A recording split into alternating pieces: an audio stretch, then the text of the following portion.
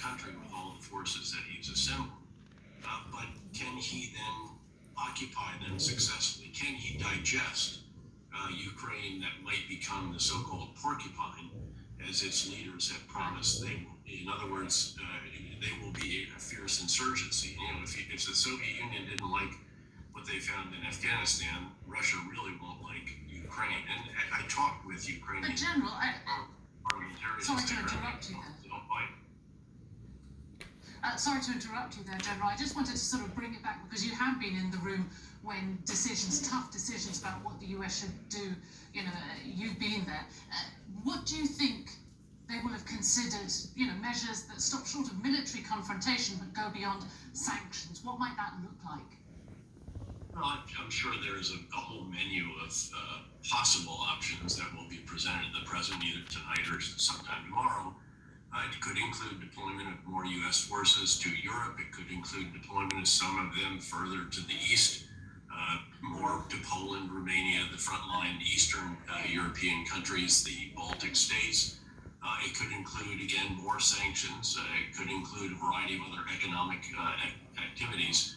So, again, I think there will be a further response, but not the kind of very significant response that we all anticipated together with the EU and UK and so forth. Further aggression outside the Donbass region.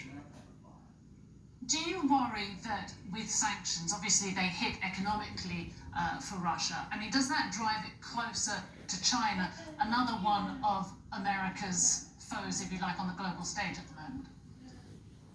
Well, certainly that has to be a concern. What's interesting is that during the Munich Security Conference, the foreign minister of China, in response to a question, said that the territorial integrity of Ukraine should be honored. So this is, again, much less than a full-out invasion.